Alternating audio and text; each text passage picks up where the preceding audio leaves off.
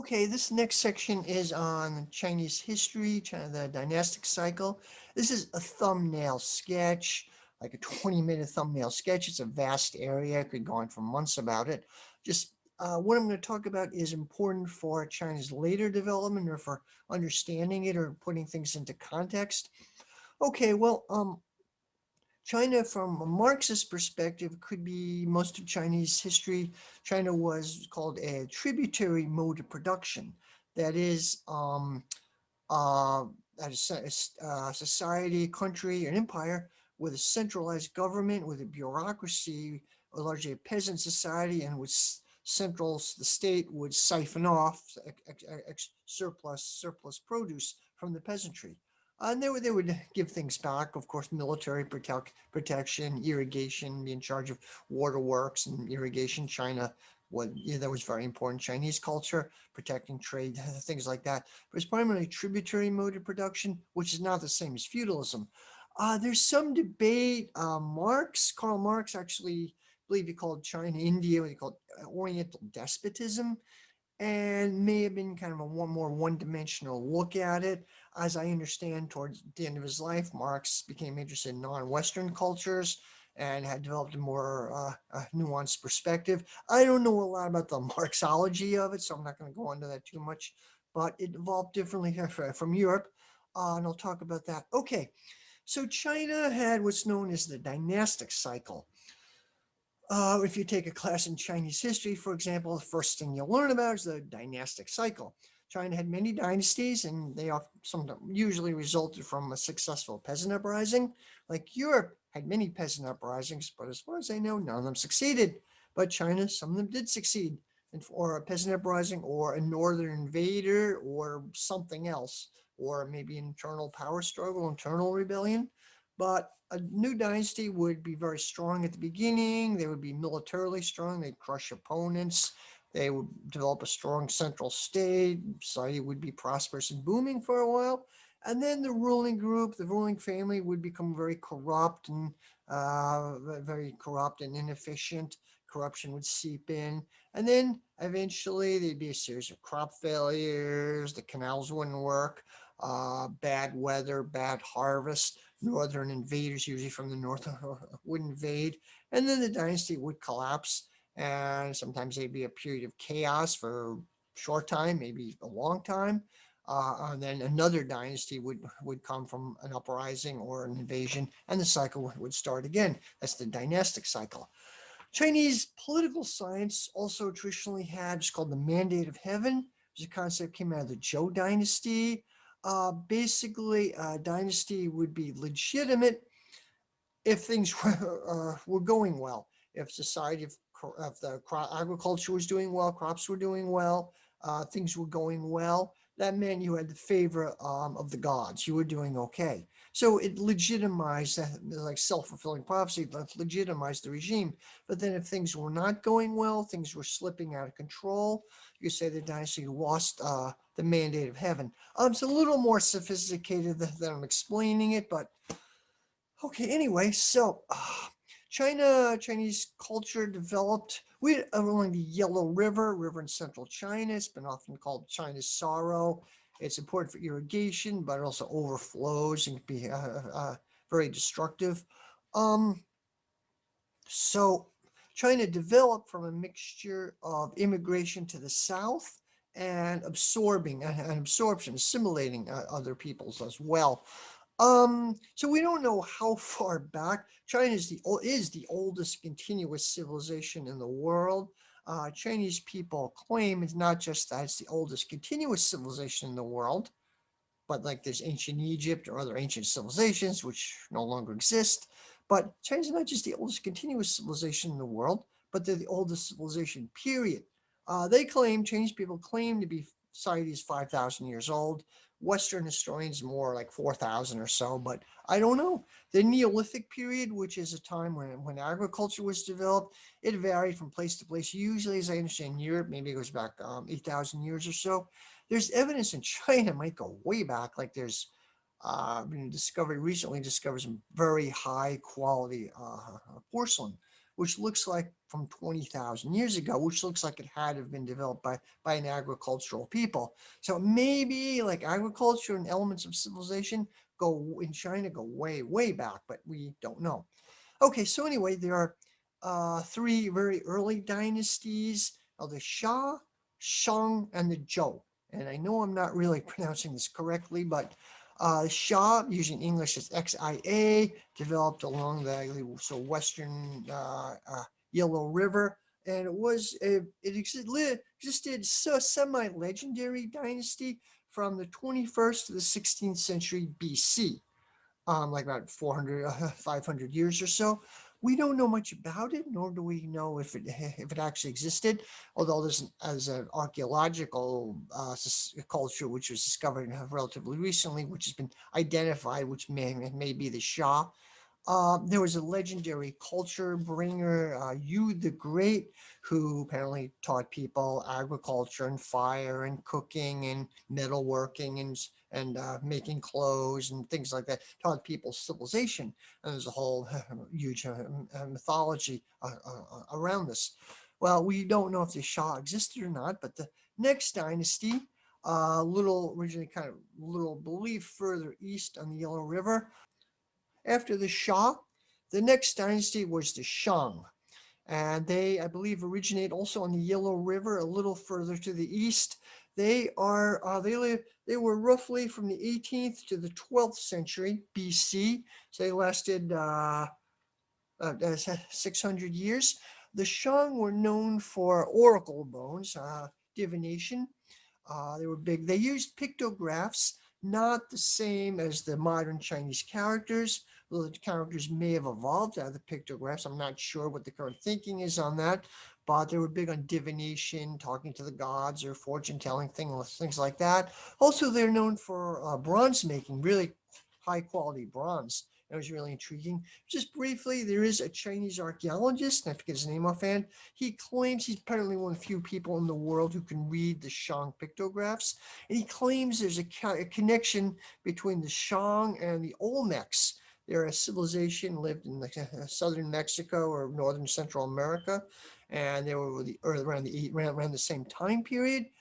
He claims they have pictographs similar to the Shang, and some connections artwork. What he thinks happened is there might have been a power struggle among the Shang royal court, and maybe a group of people fled, and they had boating technology. We know they had nautical technology, and maybe a group of people got caught up in the currents and ended up in the coast of South America. Maybe ended up there. It could have happened. I don't know. Might be a crackpot idea, or it might be. I don't know.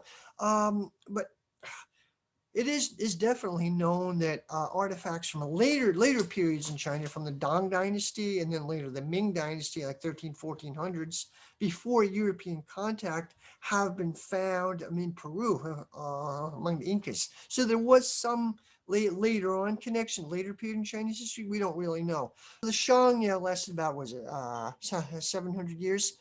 That again was overtaken by another dynasty called the Zhao. In English, it's Zhou, Zhao Dynasty. They lasted 800 years. They were the longest dynasty in Chinese history.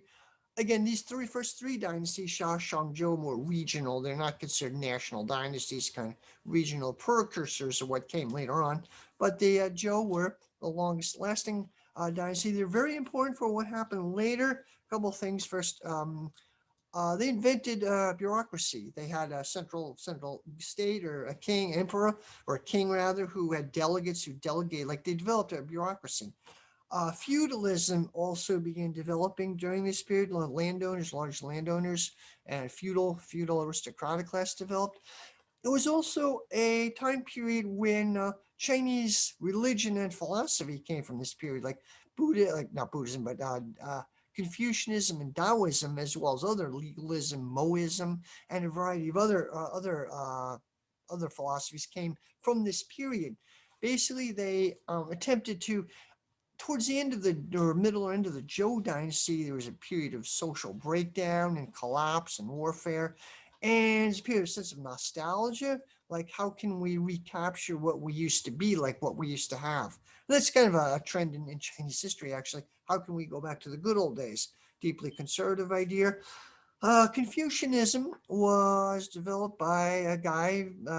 Generally, Chinese people think he was definitely a real person. Western historians are a bit more skeptical. But a guy named Kung, Master Kung, Master Kung, who came from the town of Chufu in Shandong province.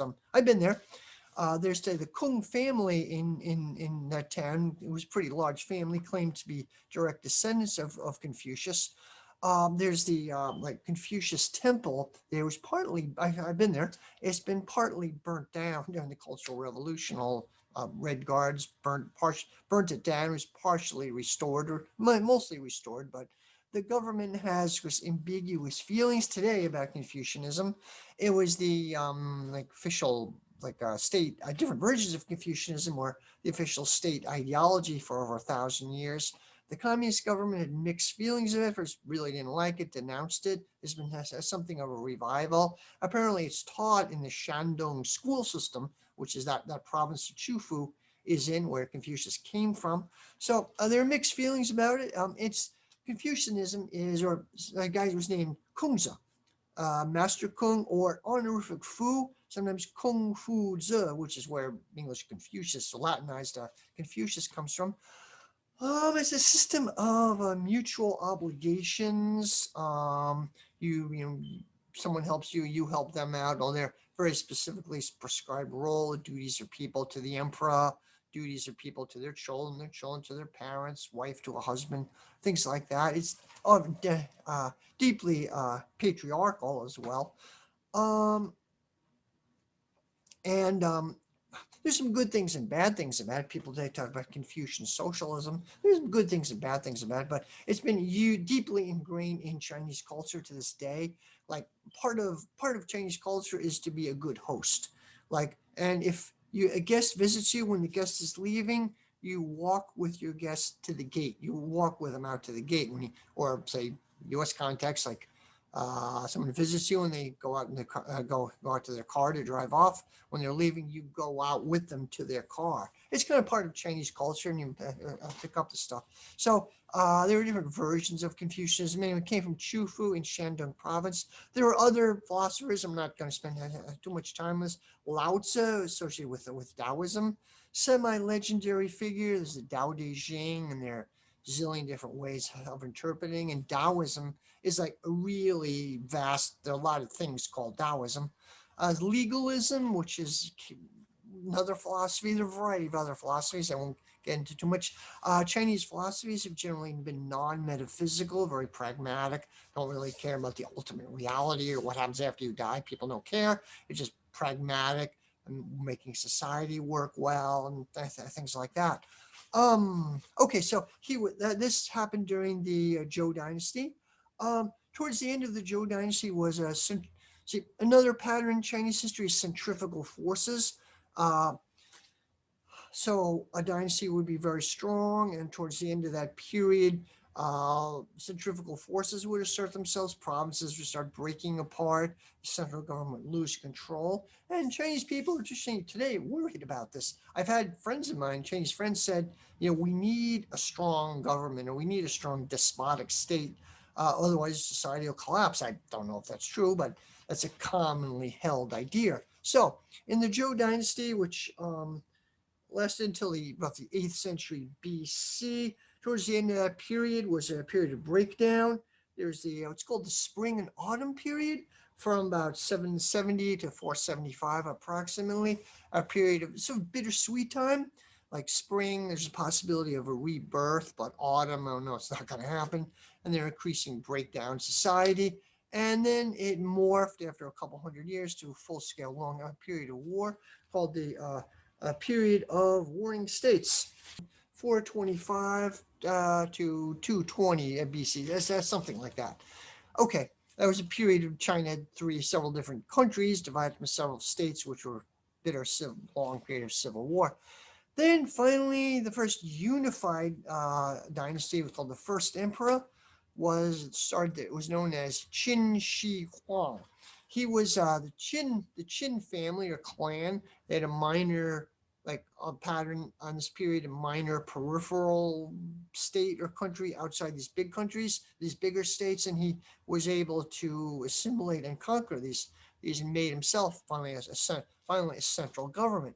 And he started the short-lived Qin dynasty, which is the Qin dynasty was 221 to 207 BC. Now, Qin Shi Huang, the first emperor, is an ambiguous figure. He did some really important stuff. He ended feudalism. Seriously, he expropriated the landowners, crushed them, or co-opted them, and he replaced them with a civil service. It was more civil service oriented. So China, this influenced China's later development. Didn't develop like Europe. Feudalism, it more was a bureaucratic state, so to speak. Doing this also liberated, or not liberated, but made peasant labor more available to the state. They weren't under the control of their lord or their local aristocrat. So he began with what became the Great Wall. And the Great Wall is still there. It's just a major tourist attraction. A bit complicated. First, they say that it's a myth, urban myth, that the Great Wall of China is the only object on Earth you can see from space. That's not true. The Great Wall is not that big. I think only the part I was at was only 30 feet wide. It's long, but it's only 30 feet wide. You can't see it from space. It's nonsense. Most of it is no longer exists. There's an area, two areas kind of north of Beijing, which are tourist attractions. You can see it, but most of it, Great Wall is just a mound of dirt. Like it was a wall, like over hundreds of years. Local peasants took the bricks for building. So it's not just a man. You can see it. I've seen part of it in Inner Mongolia. It's just a wall. It's just not wall. It's just earth. Earth. So it's not quite what people think. I mean, it was pretty. When you see it, like pictures of it, looks pretty amazing. It's not. It makes it look much bigger than it really is. It's kind of interesting to be there. Um, so there was a poem. Mao Zedong visited the Great Wall like 1949 after the Chinese Revolution, and he had some poem. I forget what it goes like, but something like he who is not a real man, who has not seen the Great Wall of China. Now he was kind of paraphrasing an earlier Tang Dynasty poem, which I forget. But so anyway, Mao was like bragging. I saw the Great Wall of China. I unified and conquered China in effect. So today, if you're a tourist, you can go to the Great Wall and you can buy a plaque. I have one. It says you write your name. They have it in English or Chinese or other languages. There are people selling it, and so is a real man or is a real woman. They have climbed the Great Wall of China. It's uh, kind of funny. Oh yeah, one thing I did not mention earlier, culture thing, and tourist sites are have the art of the hard sell. They definitely, especially Westerners, they definitely have very aggressive salespeople. They'll try to sell you something, and it's worthwhile buying some. I did buy a fair amount of artwork, but yeah, they have a lot of artwork or souvenirs. They're very aggressively trying to sell things, particularly to Western tourists, because you have money and they don't, and it's totally understandable. But it's true of a lot of developing countries, but it's really true of China. So I just thought I'd mention that. So anyway, as I said, Qin Shi Huang unified China. He's considered a little ambiguous because he persecuted scholars and intellectuals. According to the usual accounts, he had the massacre. He had scholars, Confucian scholars buried alive. He had valuable, priceless manuscripts burned. His philosophy is legalism, which, as I understand, was originally an outgrowth of Confucianism, but developed into like the exact opposite. Because politically, Confucianism is kind of laissez-faire, but legalism, I guess, is kind of like behaviorism, or like B.F. Skinner, political version of behaviorism, kind of popular in the 1950s and 1960s in the U.S. That basically the state has to mold people, a little bit like Thomas Hobbes too. The state's responsible for molding and punishing people. So legalism had a very severe legal code, and Qin Shi Huang was considered to be a brilliant visionary, but also a tyrant. Like he's also regarded as a negative example. Like you don't want to do what he did. As I understand, many of the later dynasties in China, up to the Ming Dynasty, like 12, 13, 1300s or so, were kind of laissez-faire. The ideal was, be kind of laissez-faire, just, protect the country, protect it from foreign invaders or internal disorder, keep trade and the canals running, but otherwise leave the peasants kind of alone, like sort of kind of a laissez-faire philosophy to some extent. And this was like, don't do what Qin Shi Huang did. He's an amazing, intriguing figure, but also kind of a bad example. And there are lots of movies. There's zillions of movies about him. There are zillions. Say in China, there are a lot of movies about him. The famous one, I think it was on Netflix. I believe it's called the Annals of the First Emperor. I believe I could be wrong about that, but it's available in this country. China does have a lot of really great history movies. So anyway, it's one interpretation of the life of Qin Shi Huang. Okay, so Qin Shi Huang died, or his dynasty actually collapsed. I think shortly after he died, his son took over, but he couldn't keep it together. He was intensely unpopular. There were uprisings and peasant uprisings and things, invasions, things like that. So it collapsed shortly after he died. Next dynasty was called the Han Dynasty. Han was huge, very influential, lasted 400 years. Han Dynasty was from 206 to 206 BC to 220 AD. Okay, Han was like a formative dynasty of China. They began something of a Confucian exam system. The capital was in Xi'an, or near Xi'an, called Chang'an. Chang'an means long peace. Xi'an means great peace.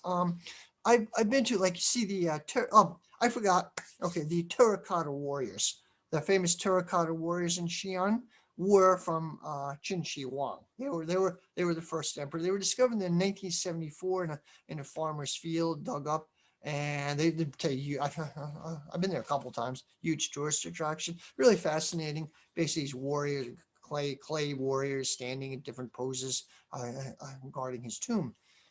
Okay, so anyway, again came the Han Dynasty from roughly 200 BC to 200 AD. The capital again was in Chang'an, which is capital of Qin Shi Huang. They kept the capital there.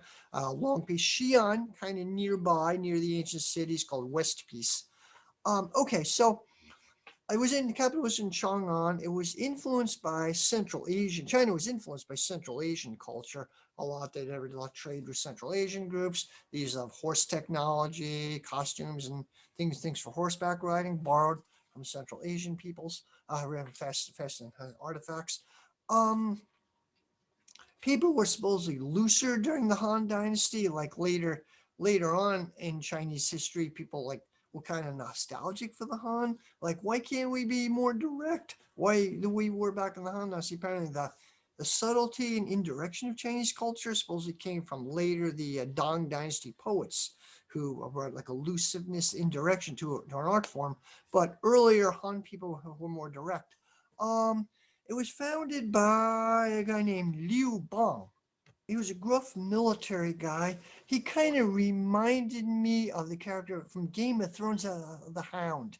Kind of very much reminded me of that type of character. Kind of a likable figure in some ways. Gruff military guy. Didn't like to read or study, but very likable character. And today he's a popular figure in China today. Several Chinese people said he's their hero. Really popular figure. Okay, basically, he came from a lower level aristocratic family, I think. He was a bit of a juvenile delinquent in school. He got into like barroom fights, trash bars. He was a lower level official. Then, to kind of stay out of trouble, he took another job, like kind of obscure job, as a small town law enforcement official, basically a cop.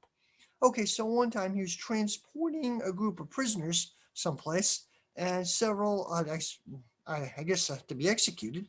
Several of his prisoners escaped, and this was dangerous for him. Of course, during the Qin, this is during the Qin Dynasty. During the Qin legal code, the Qin legal code had the death penalty for any official who had prisoners escape on them. So I thought, oh shit, I got a problem here. So China at that time was in a period of unrest, or the Qin Dynasty was in a period of unrest. There were peasant uprisings and a lot of disorder. So what he did is he joined the rebels. He convinced his prisoners to join him, and he became a major leader. Major leader in this peasant uprising. and he had competition with some other leaders. There was a fight to get to who should get to central China first. He won out. There's some story that he had a fight with a giant white snake. He defeated the white snake, but a little while later, he met an elderly woman who was crying, and she said something like, "Well, my son was killed. My son was killed by the red snake, who represents the other emperor, the good emperor." So in Chinese mythology, this is taken to mean like that Liu Bang showed the gods favored him as emperor, as the next emperor, and he founded the Han Dynasty. So really, culturally, it's really interesting. As I mentioned, they borrowed a lot of culture from Central Asia. Women had a higher role than they did later on in Chinese culture. Uh, um, Later on, beginning well, not beginning, but there's a poetry tradition. Um, the Han emperor kind of acted like a priest king, like had religious functions. This is common in a lot of traditional cultures, like how to keep the king, how to do rituals to keep the gods happy, so the crops would grow and things would go well. Chang'an, the capital, was modeled after the universe. You see a aerial photo or a model of it is modeled to be like a cosmos, like forget the term cosmograph, like map of the universe. It was like doctrine of correspondence, which is very common in traditional cultures around the world. So this started with the Han Dynasty, which lasted 400 years. Very important dynasty. Okay, so after the Han Dynasty collapsed, again there was a period of chaos. Centrifugal forces reasserted themselves. There were a series of local, short-lived dynasties and local dynasties. One of these is the Three Kingdoms, which is a today really romanticized period in Chinese history, kind of like the Old West in the U.S. The Dong Dynasty, next big dynasty, is from 618 to 908 A.D., often considered the most powerful dynasty in Chinese history. China like, extended into Central Asia. Um, Wealth of culture, the Dong Dynasty poetry was considered to be the golden age of Chinese poetry. Um, it do, do, do, do.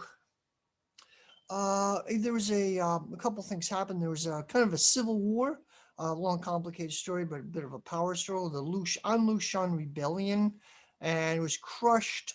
But to crush the rebellion was very costly, and central government had to give up some of its power to local. There was a power diverted to the provinces and the local leaders, and this was kind of the beginning of the end. Central government couldn't really control, couldn't really keep its authority. There was a former Han and later Han. The Han Dynasty partially collapsed, but reasserted itself for a time. But in fact, finally did collapse. There was another period of chaos. Formative dynasty after that was the Sung dynasty from 980 to 1279. The Sung dynasty is really interesting and really important. First, it's generally considered to be a cultural high point of China.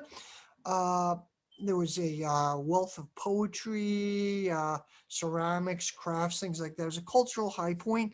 Um, Culture was influenced by a type of Zen Buddhism. Earlier, I forgot to mention, during the Tang Dynasty, Buddhism became very powerful. There was one point there was a Buddhist bank.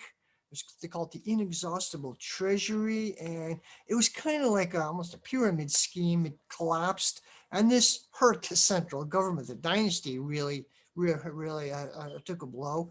But the Buddhism kind of weathered the storm. But later on, the dynasty, there was a persecution against Buddhism. Chinese, by the way, religiously are very tolerant. Most of Chinese cultures, but Chinese history has been very tolerant about religions, not like the West or other parts of the world. But there was a crackdown on Buddhism, first because it had become corrupt, moved away from the original teachings of Buddhism, and then have a feeling of nativism. It was a non-Chinese religion. So the major Buddhist churches were broken up or destroyed, but it helped Zen Buddhism, the one group which survived, with different versions of Zen or Chan in China. Later on, became the Buddhism of most of Northeast Asia, Japan, and Korea, and Vietnam, or South Asia. But different versions of what was originally Zen Buddhism. It was Chan. The version in Japan became the samurai religion, kind of more militarized. But anyway, so where was I? So later on, the Sung Dynasty, Zen or Chan became very influential, very popular, and there was of sorts a counterattack from Confucianism. There were varieties of Confucianism that tried to like regain ground. Confucianism was originally the official state ideology, and they started Buddhism kind of taking over. So I said, what can we do about this? So there are several philosophers or thinkers who kind of combined Confucianism, like a philosophy interested in mutual obligations, keeping society running well, with Zen Buddhism, which kind of more type of not really metaphysical, but type of spirituality. How do you combine these two? There's one guy, Wang Yangming, philosopher I kind of like, kind of a type of dynamic idealism. But the really big philosopher, a guy named Chu Hsi, and I'm not pronouncing his name right, he developed what's known as Neo-Confucianism, and I think he was kind of a horrible guy. He was very patriarchal. He basically popularized foot binding in China, especially in southern China. Like he wrote a lot of stuff, a lot of propaganda in favor of it. Like the idea was that these southern states or southern cultures who were being assimilated into China, part of that being Chinese meant women, young girls have their feet bound. It became popular in the Song Dynasty. I might have been going on earlier, but it became popular in the Song Dynasty. And apparently about a million women, or not billion, a billion women, according to one estimate, had this done to them. It was pretty awful, pretty horrible. This started around the Song Dynasty. More positive note, there was a lot of painting and amazing culture which came out of the Song. Important for the Song also was economic boom. Now there was a lot of industry, especially around what's now Shanghai area, Hangzhou, Suzhou. There were artisan workshops, there was scraps, there was like a huge economic boom, and part of that, according to some people, China might have been on the verge of both scientific revolution and industrial revolution. They came very close to it. They didn't quite get there, but they came very close. There were a wealth of inventions which came out of that period, and China could have broken out into an industrial revolution. That didn't happen, and a capitalist revolution. That is, China was not a capitalist society, but it was not based on capital accumulation as the main prerogative of the society, but it almost got there during a period of the Sung Dynasty. Now, there's a lot of debate today in China. When I was there with Chinese friends, like what happened? Like we almost did it, but eventually the West overtook us, and the technology we have now is from the West. Like what happened? Why? What happened to us? And one explanation of this kind of centered around the Sung Dynasty is a Marxist explanation, not the only Marxist explanation, but an explanation is in China, a book, China's Motor, 1,000 Years of Petty Capitalism by Hillary Gates. I think she's a British scholar. And what she basically says is that China did come close to something like an industrial or capitalist revolution, but they were held back by the central state, by the dynasty, the Sung dynasty or other dynasties as well. There was kind of a bit of a power struggle between the Confucian landowning elite. They weren't feudalist in the European sense, but they were more bureaucratic class or caste. And there was some subtle deal worked out over a period of time. The merchants, like there's a cultural division in China. Like traditionally, northern China was bureaucratic, or a young man especially would work for the state, work for the bureaucracy. Southern China was more business oriented. Guangzhou or Zhengzhou for Hangzhou, Suzhou during that period. So there's kind of a deal, unofficial deal worked out, whereby the dynasty, the central dynasty, central state, would allow these small businesses to exist. It would give them complete control over the labor supply. Like there was over the control. Women were almost property, children were property, total control over their labor supply.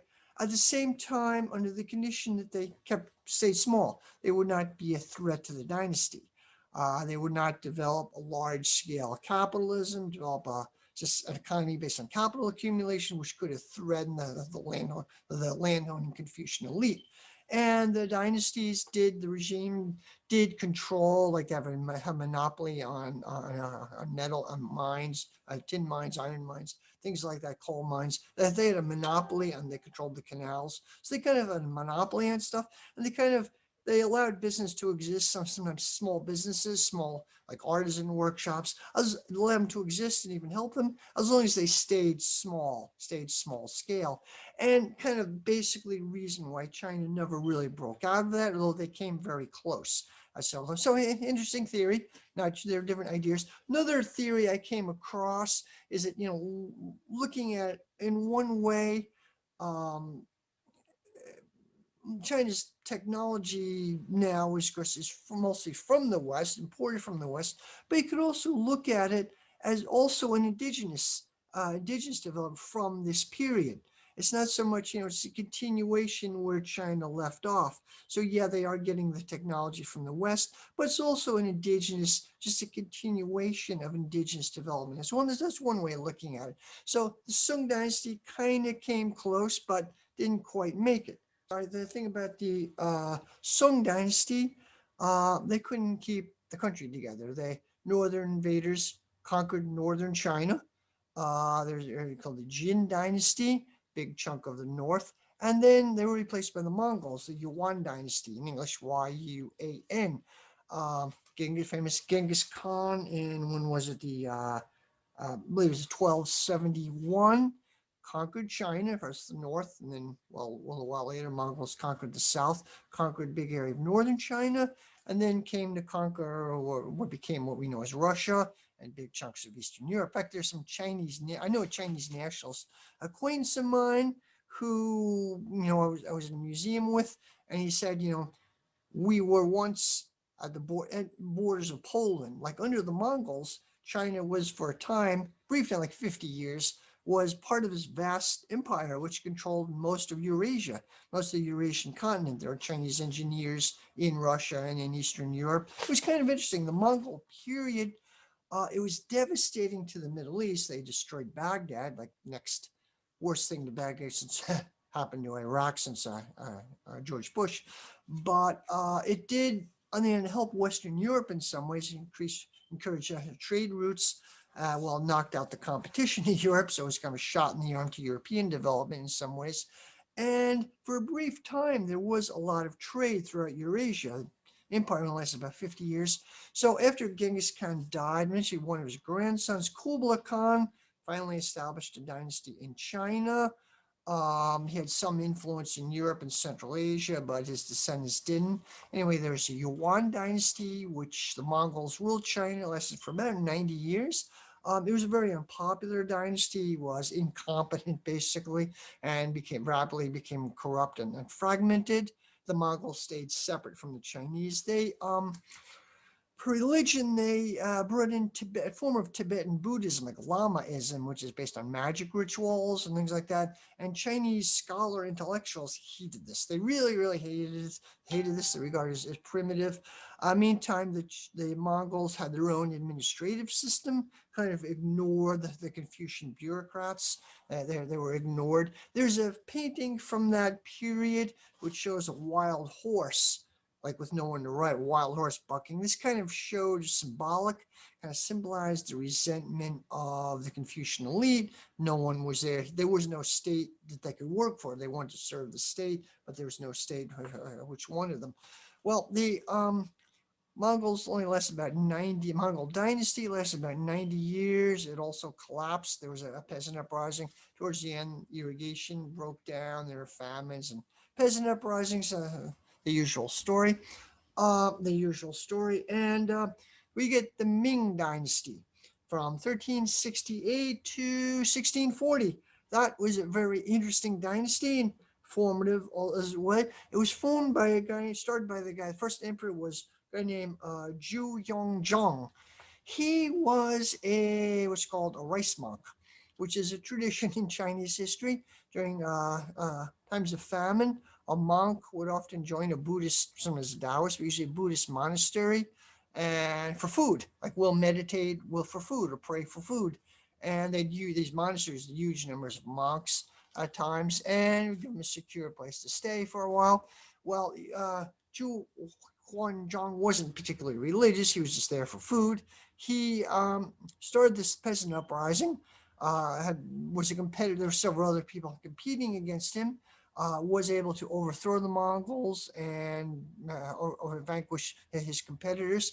And he was known as a Hongwu emperor. It was the first emperor of the Ming Dynasty.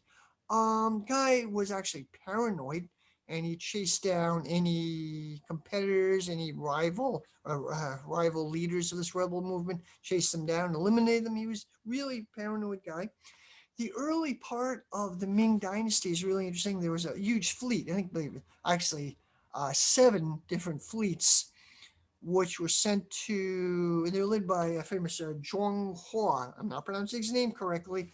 He was from the Wei nationality, Muslim. I don't know if he was particularly religious, but he was the admiral of this vast fleet from Ming China, which explored the Indian Ocean, went up and down the east coast of Africa, got to the Cape of Good Horn in southern Africa. Didn't cross it, but almost did. And it went on for seven trips. Brought back giraffes and some exotic animals from Africa, as well as some slaves. And there were some small Chinese settlements, which say archaeologists find some traces of Chinese settlements on East Africa. This was not followed up. Like China could have become a major overseas imperialist nation, like Europe did a couple decades later.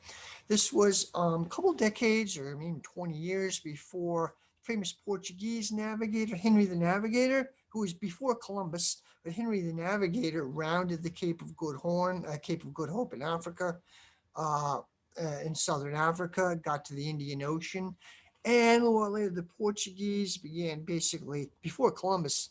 Too, by the way, hijacked these very ancient trade routes, oftentimes run by Arabs or Muslims, hijacked various trade routes in the Indian Ocean, Indonesia, and hijacked them and drained them basically, uh, manipulated them so that they were draining fantastic amount of wealth out of Southeast Asia, out of this region. And later the Dutch succeeded them, and then the British and other groups began the period of European imperialism. Anyway, the Chinese could have done this, but they didn't. And no one completely knows why, but basically the Ming elite, or the Confucian elite rather, that were felt threatened by this. Again, what I was talking about, the power struggle, northern China and the Confucian landholding elite versus the merchants and the business people, they were a little threatened by that. So they discontinued it. And the rest of the Ming Dynasty was actually extremely insular. They shut off most trade with the outside world.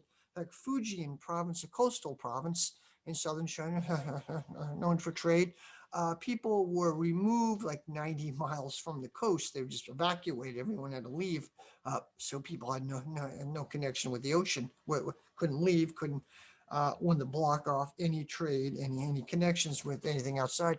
There was an element of paranoia with the first Ming emperor, but later on, extreme insularity. Also, the Ming Dynasty first brought a measure of social control. Like there's a neighborhood watch system in cities where people were under control, under surveillance. This was a departure from earlier dynasties, which were somewhat laissez-faire. Despite all this, the Ming were fairly prosperous and actually were later on a very popular dynasty. I'm not entirely sure why, actually, but they did prove to be a popular dynasty. Well, anyway, to get the usual dynastic cycle repeated itself towards the end of the Ming. There were famines and social breakdown, and there was a peasant uprising, which took Beijing, or was close to taking Beijing. A group of northern invaders, the Jurchen, cut across that, and the last Ming emperor hung himself. There's a very sad, romantic story about that. He hung himself. Anyway, the Jurchen people from what we call Manchuria took over, and they formed the Qing dynasty, in English often known as the Manchu dynasty. The Qing were in power from 1644 to 1911. It was the last dynasty of China.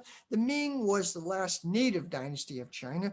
The Qing were like a foreign dynasty implanted in China. They're Jurchen people, also sometimes called the Man nationality, the Man people, the Manchu people. In English, often called Manchuria. Uh, Today, modern China, they call it Dongbei, the northeast, because Manchuria has like political connotations. So they were people from northern Manchuria, northern region. They conquered China, they ruled it, they used the Confucian elite. They also had their own system of bannermen. They were a militaristic society. Their tribe split up into units, military units, banners, and everyone had assigned to a banner. And highly militarized society. They believe they had 8 banners, and China was a green banner, or was like a ninth banner or something like that. People organizing these banners. Very regimented society. Uh, the Qing were conservative. They wanted to pose as the preserving traditional Chinese culture. Men had to wear a famous ponytail queue and shave the front part of their head to show like obedience to the Qing. It was widely hated, widely despised. Well, the Qing were the last dynasty, and the whole series of in the beginning of the Qing was very dynamic, and they put down rebellions and very dynamic, powerful dynasty. There was interestingly a lot of nostalgia for the Ming, uh, a dynasty before the Qing. A huge amount of nostalgia. I'm not entirely sure why, but there were zillions of secret societies, particularly in southern China, which were like diehard Ming supporters. Some of these were underground revolutionary groups. Some became organized crime groups. Some became kind of spiritual groups, or some became combinations of all three. But there were huge, like, secret societies developed in southern China. There was a pirate named Kongji in English. He captured Taiwan. He was like a Ming diehard, and ostensibly like starting his own mini Ming dynasty into the like later 1600s. He kind of cooperated with the Dutch, who were becoming a presence there. I don't remember what happened to him exactly, but very powerful guy. Anyway, the early Qing were very powerful, but then they began rapidly falling apart, and this leads up to the Chinese Revolution. Okay, so yeah, the Qing Dynasty experienced a whole series of disasters, which became known as China's Century of Humiliation. I forgot to mention, the Ming originally did not encourage trade, but later Ming Dynasty did have a fair amount of trade. During that time, the Spanish developed a colony in the Philippines, and they traded with the Ming, and China became flooded with cheap silver, and this kind of inflation. This was abruptly ended towards the late Ming, which created some economic problems, which continued into the later Qing. Okay, so the Qing dynasty, as I said, started off strong. Then it began a century of humiliation. There were the 2 opium wars between mostly Britain and France, and China. The British were trading with the China. Trade was mostly restricted, but there were a few areas where they could trade. The British could trade. Guangzhou, or Canton in English, a port city in southern China, was one of the few areas they could trade. So they traded with the Chinese, sold silk. Chinese sold silk and artwork, mostly silk clothes, things like that. But the British did not have anything to sell back to them, like did not really produce anything that the Chinese wanted. China had a textile industry. They didn't really seem like they really wanted anything.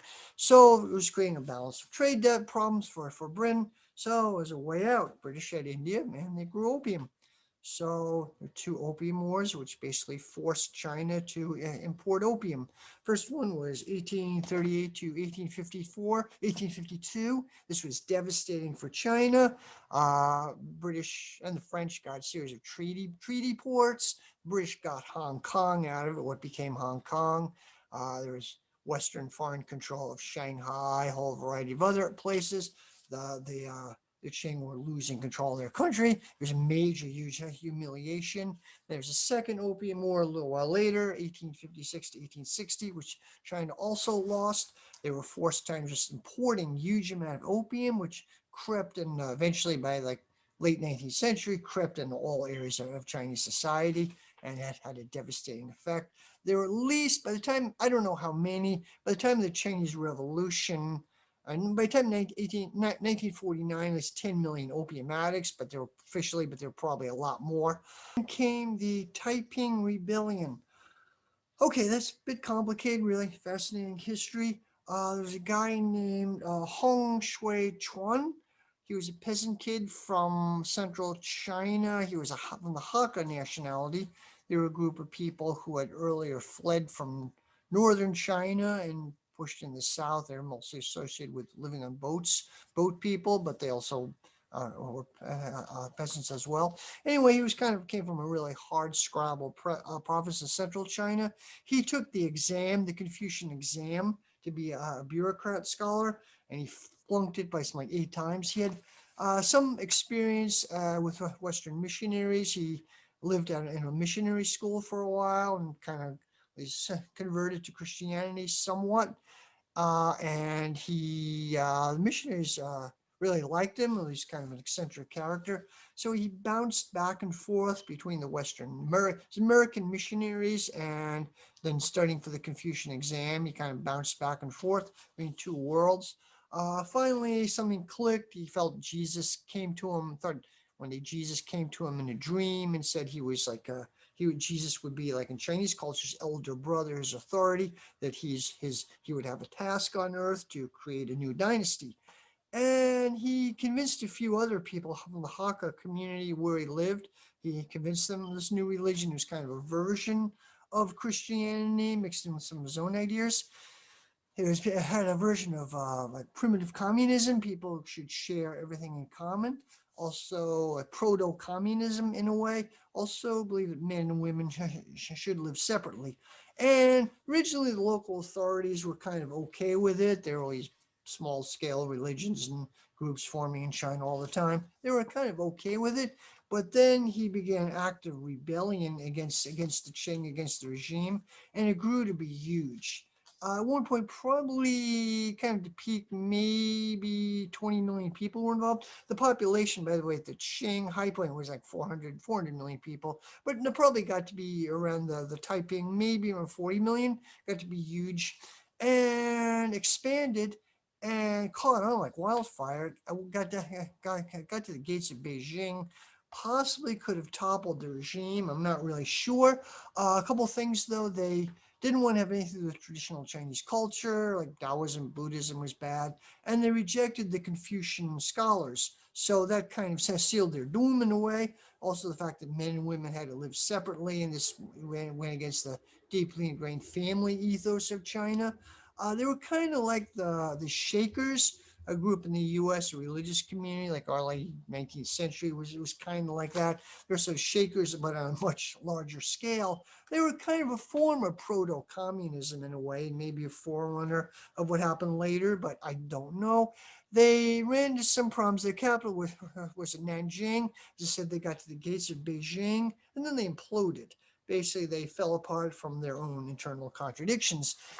Basically, the leader Hong Shui Chuan became increasingly eccentric. He like went into seclusion to commune with God. He delegated authority to several other people who became kind of power hungry. The leadership became very corrupt and amassing a huge amount of wealth. One leader, I forget his name, but the guy who was the supreme leader, had this huge harem. According to Chinese sources, he had 400 young boys in his harem. I don't know how true this is, but Chinese sources say this. An uprising and a rebellion within the movement, the Taiping movement, began against him. It was like a civil war. It succeeded. It crushed, but the movement itself was wrecked after that. The the Qing hired a couple of Western generals. First guy was from Vermont, and I forget his name actually. But then Blackjack Gordon, famous British general who was killed in the Sudan, I think, commanded this group and several command and modernized. Like the Qing had this bannerman system, but he sort of built a modern Western military. And finally, the Qing War, the Taiping War finally crushed. It was a huge like Holocaust, basically. According to some estimates, between 40 and 70 million people were killed in the crushing in the Taiping Rebellion. It was a huge like Holocaust, basically. And at the tail end of that, there were other rebellions, several Muslim rebellions in Western China, which were influenced by the Taiping, which went off on their own. There's several of them, and less well into the 1970s, I'm sorry, 1870s. Kind of interesting. As far as I know, the Taiping didn't leave any much of a trace after they were crushed. They were just gone. They didn't really, no secret societies or remnants. As far as I know, they didn't leave any traces. Very interesting. There was a huge Muslim rebellion in Western China at the tail end of the Taiping, and that's interesting. I lived in Xi'an. I mentioned Xi'an has a Muslim community to this day. Apparently, there's a story that during this Muslim rebellion, the Muslim people were locked in there by the local, like a local Qing general. They were locked in their area, at barricades, so they couldn't join the rebellion. And to save them, if they hadn't been locked in, they probably, people say they probably would have been massacred. So ironically, kind of save them. There is a pretty large Muslim community today. Otherwise, they're in that area. Otherwise, there probably wouldn't have been. Okay, so after that was the huge that kind of after the Taiping Rebellion, the Qing kind of existed kind of at the sufferance of the Western imperialists, the French, mostly the British, but the French as well. They were increasingly became a puppet regime.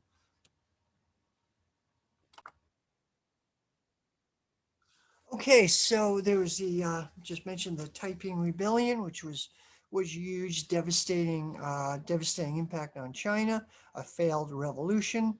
Um, bit later, very famous Chinese empress or Chinese figure is Chu Hsi, or Chu Hsi, Xizi, usually in English known as the Dowager Empress. She was originally, there were, by the way, only two real empresses in China who ruled directly in their own right. One was Wu Zetian of the Dong Dynasty. She briefly started her own dynasty in the middle of the Dong Dynasty. And then Qixi later on, who was one of the very last emperors or empresses. Um, Both had started out as royal concubines. They were able to manipulate and get power. Basically, the only way a woman was able to get power in that time. So, uh, Xi reign was an utter and complete disaster. She famously resisted westernization, any attempt to import Western technology. There was a brief time when the regent took power, and I forget his name, a young man, her son, or she was the regent for her son, young man. Forget his name. He briefly took power, and he was something of a reformist. Like there was a widespread feeling in China that we got a problem. We have a huge problem. Our civilization is collapsing. Like these Westerners are running all over us.